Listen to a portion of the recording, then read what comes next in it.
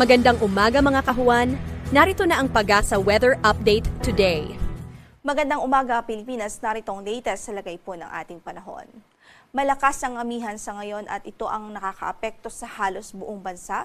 Nagdudulot ito ng mga pag-ulan lalong-lalo na po dito sa silangang bahagi ng ating bansa.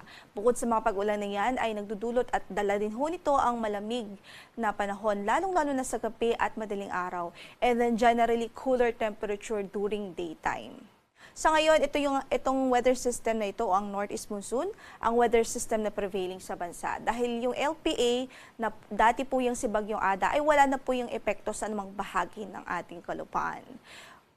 But for monitoring purposes, nakita po natin yan sa layong 765 kilometers silangan ng Hinatuan, Surigao del Sur. Sa kasalukuyan nga po ay wala na itong epekto sa anumang bahagi ng ating kalupaan at pwede po na mag-dissipate o malusaw na rin yan sa mga susunod na araw. At nakikita rin natin na posible that by tomorrow ang mag-prevail dito sa silangang bahagi ng Mindanao ay yung shear line. Ito yung salubungan ng hangin mula sa northeast at easterlies. Samantala, meron pang isang LPA sa labas ng ating area of responsibility na minomonitor tayo.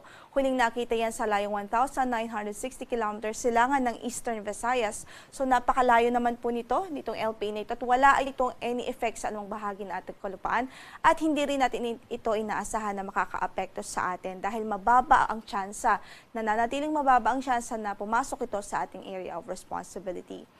Samantala, para sa pagtaya ng ating panahon, asahan nga natin ng maulap na papawirin at tsansa ho ng mahihinang mga pag-ulan pa rin dito sa Cagayan Valley Region, dito nga po sa malaking bahagi ng Cordillera Administrative Region, sa Aurora, Quezon, Bicol Region, maging dito sa silangang bahagi pa ng sa silangang bahagi ng Kabisayaan at Mindanao. Yan po ay dahil sa amihan pa rin.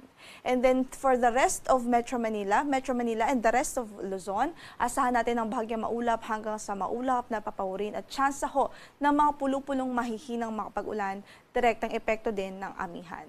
Para naman sa ating temperatura, medyo bumaba ang ine-expect nating temperatura sa araw din na ito dahil nga pa rin sa pag-iral ng Northeast Monsoon.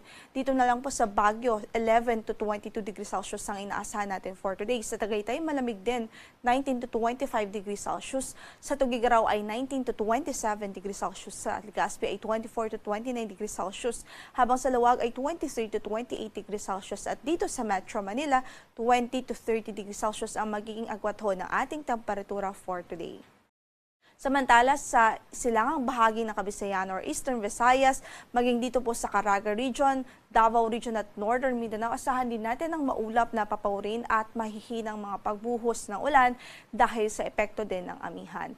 Then for the rest of Visayas at Mindanao ay bahagyang maulap hanggang sa maulap din ang papawirin natin at posible ang mga isolated o pulupulong mahihinang mga pagulan dahil sa amihan. Samantala, para naman sa temperatura natin sa Cebu, 25 to 30 degrees Celsius, 24 to 29 sa Iloilo, 24 to 30 sa Tacloban, sa Puerto Princesa ay 25 to 30 degrees Celsius, 24 to 28 degrees Celsius sa Kalayaan Islands, sa Zamboanga ay 22 to 32 degrees Celsius, at sa Davao naman ay 24 to 32 degrees Celsius, habang sa Cagayan de Oro ay 23 to 30 degrees Celsius. Meron po tayong gale warning ngayon dito po sa northern and eastern coast ng Catanduanes, sa eastern coast ng Albay at eastern coast ng Sorsogon, northern and eastern coast yan ng Samar at maging sa eastern Samar, sa Dinagat Islands, sa eastern coast ng Surigao del Sur at eastern coast ng Surigao del Norte. So, sa mga nabanggit nating lugar, asahan pa rin natin ang maalon hanggang sa napakaalong kondisyon ng karagatan dahil pa rin yan sa kasagsagan nitong amihan season. So, ibig sabihin, hanggat maaari, hindi pa rin natin nire-recommend ng pumalaot, lalong-lalo na po yung maliliit na sasakyang pandagat doon dahil sa delikadong kondisyon ng karagatan.